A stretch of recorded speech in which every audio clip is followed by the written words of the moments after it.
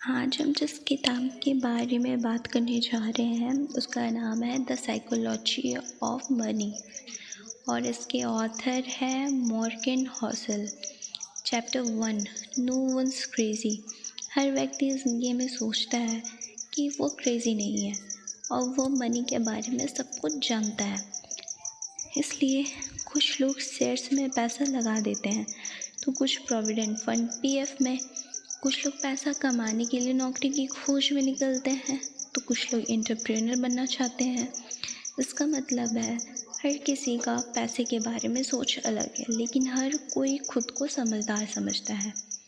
इसलिए इस बुक के ऑथर ने कहा है कि अपनी लिमिट समझे, उन लोगों को देखे जिन्होंने ज़िंदगी में गरीब होने के बावजूद पैसे बनाए हैं। Chapter 2, luck and risk. इस बात से इनकार नहीं किया जा सकता कि कुछ लोग पैसों के मामले में लकी होते हैं। जैसे कुछ लोग पैदा ही अमीर घरों में होते हैं। अगर आप बिल गेट्स घर में पैदा होते हैं तो आप अपने आप ही अमीर होते हैं। लेकिन लक के साथ बुरी बात यह है कि इसे कोई कंट्रोल नहीं कर सकता और हम अमीर बनने के लिए लक के सहारे नहीं बैठ सकते। दूसरा तरीका होता है रिस्क लेने का। बहुत से लोग कंफर्ट जोन में रहते हैं और 9 से 5 वाली जॉब में पिसते रहते हैं। वहीं कुछ लोग अपना बिजनेस लगाकर अपने बॉस खुद बन जाते हैं। Chapter 3, never enough. ये बात भी सच है कि पैसा लोगों का दिमाग ख़राब कर सकता है। बहुत से अमीर लोगों को उनका पैसा कभी भी इनफ नहीं लगता। महंगी गाड़ियाँ और बंगले आदि होने के बाद भी वे चाहते हैं कि उनके आइलैंड भी हो। अपने लालच में वे ऐसे काम कर जाते हैं कि पूरी तरह से बदनाम ही हो जाते हैं। फिर इतना लालच किस काम का। Chapter 4, confounding compounding. सबको कंपाउंडिंग के बारे में पता होना चाहिए। ज़्यादातर इन्वेस्टमेंट में सिंपल इंटरेस्ट ही मिलता है। वॉरेन बफेट इसी सिद्धांत से इतने अमीर बने थे, लेकिन उनकी संपत्ति 5 से 10 नहीं, पूरे 75 साल में इतनी हुई है। वे उसे बार बार इन्वेस्ट कर देते थे और ऐसे शेयर चुनते थे जो कोई गुना मुनाफा देता हो। इसके अलावा उन्होंने कंपाउंड इंटरेस्ट वाली इन्वेस्टमेंट में भी अपना पैसा लगाया था। Chapter 5, getting wealthy versus staying wealthy. बहुत से लोग बहुत सा पैसा कमाने के बाद उसे खो देते हैं। ऐसा क्योंकि उन्हें इन्वेस्टमेंट की समझ नहीं थी। ना तो उन्होंने एफडी करवाई, ना पीपीएफ में लगाया, ना ही रियल एस्टेट में इन्वेस्ट किया। Chapter 6, tells you win. अगर एक बार सिक्का उछालो तो ज़रूरी नहीं कि आप जीत जाओगे, लेकिन उसे बार बार उछालोगे तो पॉसिबिलिटी है कि आप सफल हो जाओगे। उसी तरह किसी भी काम को बार बार करते रहो, पहली बार में ही सफलता नहीं मिलती। Chapter 7, freedom. असली पैसा वो होता है जो आपको टाइम से आज़ादी दे। कुछ लोग पैसा तो कमाते हैं लेकिन दिन भर कपते रहते हैं, उसके पास एंजॉय करने का टाइम ही नहीं बचता। अगर आपके पास पैसा है तो आप बहुत से कामों को आउटसोर्स कर सकते हैं। Chapter 8, man in the car paradox. Materialistic चीज़ें के पीछे इतना ना भागे। अगर ज़्यादा पैसा है तो उसे नए एक्सपीरियंस हासिल करे, किसी की हेल्प करे, कहीं घूमने जाए एक्सेट्रा, जिनसे आपको लाइफ टाइम के लिए अच्छी मेमोरीज बन जाए। Chapter 9, wealth is what you don't see. अमीरी वो है जो नज़र आती है, जैसे महंगी गाड़ियाँ, बंगले, ब्रांडेड कपड़े, लेकिन वेल्थ नज़र नहीं आती, जैसे इन्वेस्टमेंट, प्रॉपर्टी, बिजनेस एक्सेट्रा। इसलिए वेल्थ बनने की कोशिश करें, अमीरी दिखने की नहीं। Chapter 10, save money. बचाव करने के मामले में 3 तरह के लोग पाए जाते हैं।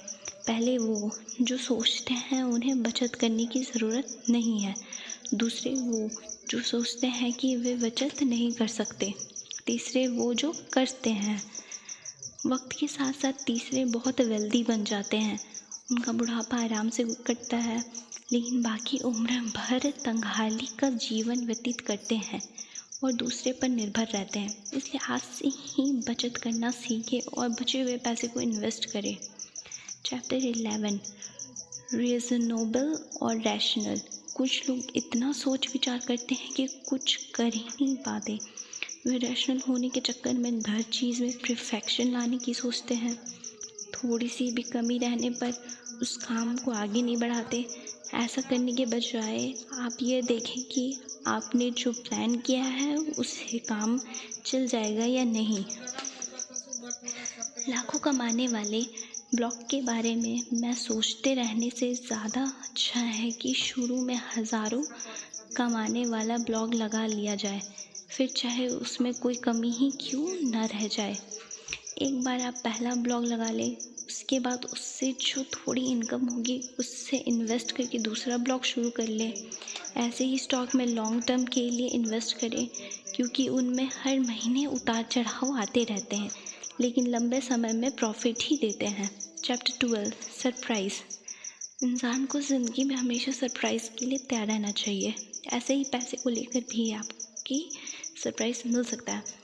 बहुत से लोग कोरोना के पहले शेयर मार्केट में बहुत अच्छा पैसा कमा रहे थे, लेकिन अचानक से कोरोना आ गया और सारा मार्केट धड़ाम से गिर गया। बहुत से लोगों को लॉस हुआ, लेकिन बाद में फिर से मार्केट ऊपर चला गया था। ऐसी ही किसी कंपनी को जिसे आप बहुत अच्छा समझ रहे हो और उसमें कोई घोटाला कर दे तो वो डूब जाती है और आपका पैसा भी डूब सकता है। Chapter 13, room for error. पैसा कमाने के दौरान हर किसी से एरर हो सकता है, लेकिन उसे बहुत कुछ सीखने को भी मिलता है। गलती से होने वाले नुकसान से बचने के लिए आप हमेशा अपने पास कुछ रिजर्व कैश रखें। सारा पैसा एकदम इन्वेस्ट ना करें। वॉरेन बफेट ने कहा है, cash is the king. Bank का शेयर जब गिरा था तो बहुत से इन्वेस्टर को नुकसान हुआ था, लेकिन कुछ लोगों के पास कैश बचा था। उन्होंने गिरे हुए दाम पर शेयर खरीद लिए और एवरेज कर लिया। इससे उनका नुकसान कम हो गया। इसलिए बुरे समय के लिए कुछ फंड ज़रूर रखें। Chapter 14, you will change. वक्त के साथ हर इंसान बदल जाता है। शरारती बच्चा आगे चलकर एक जिम्मेदार इंसान भी बन सकता है और शरीफ बाद में बदमाश भी बन सकता है। ऐसे ही जो भी सपने और गोल हमने आज बनाए हैं, हो सकता है वे पूरे ना हों, लेकिन फ्यूचर में हम कुछ नया भी कर सकते हैं। Chapter 15, nothings free. पैसे से ही पैसा बनता है, फ्री में कुछ भी नहीं आता। अगर आपको कुछ बड़ा करना है और आपके पास पैसे नहीं हैं तो पहले कुछ साल जॉब कर लीजिए। शुरू में ऐसा बिजनेस शुरू कर सकते हैं जो कुछ हज़ार में ही शुरू हो सके, बाद में उसे स्केल अप कर सकते हैं। Chapter 16, you and me. पैसा कभी भी अकेले नहीं कमाया जाता, आपको हमेशा दूसरों की हेल्प लेनी ही पड़ेगी। अगर आप इंट्रोवर्ट हैं तो भी आपको दूसरों से डील करना सीखना होगा। जितना आप मी को इम्पोर्टेंस देते हैं उतना ही दूसरे यानी यू को भी दें। Chapter 17, the seduction of pessimist. आशावादी होना अच्छा है। हर कोई हमें ऑप्टिमिस्टिक बनने के लिए कहता है, लेकिन ब्लाइंड ऑप्टिमिज्म किसी काम का नहीं होता, ये हमें ले भी डूबता है। इसलिए ऑप्टिमिज्म और पेसिमिज्म में बैलेंस बना कर चले। Chapter 18, when you will believe anything. हमारी कॉग्निशन यानी समझने की शक्ति में हमेशा एरर होता है। जैसे बहुत से लोग जो न्यूज़ में सुनते हैं उसे सच्ची मान लेते हैं, जबकि उसमें से आदतर चीज़ें मैनिपुलेट की गई होती है। इसलिए हर चीज़ पर आंख बंद कर विश्वास ना करें। खुद कंपनी में बैलेंस शीट आदि डॉक्यूमेंट एनालाइज करें। Chapter 19, all together now. इस चैप्टर में ऊपर दिए गए चैप्टर्स को समराइज़ किया गया है और कुछ टिप्स दिए गए हैं। हमेशा हम्बल रहें, ईगो ना पालें, ऐसे फाइनेंशियल डिसीजन ले जिनसे आपको मेंटल पीस मिले। टाइम की पावर को समझे। एकदम से कोई रिच नहीं बनता, फेलियर को एक्सेप्ट करना सीखे, कभी हिम्मत ना हारे, इन्वेस्टमेंट की आहत बनाए, रिच होते हुए भी साधु की तरह शांत रहे। Chapter 20 confessions. इस चैप्टर में ऑथर ने यंग लोगों के लिए कुछ सुझाव दिए हैं। पूरी सैलरी मौज मस्ती में ना उड़ा दे, हमेशा अपने खर्चे कम रखे, लो कॉस्ट चीज़ों में खुशी ढूंढे, जैसे एक्सरसाइज, रीडिंग, लर्निंग, हॉबीज़ आदि। कभी भी कर्ज लेकर घर ना खरीदे, पहले उसकी एफडी करके कुछ सालों तक बढ़ने दे। इन्वेस्टमेंट की आदत डाले।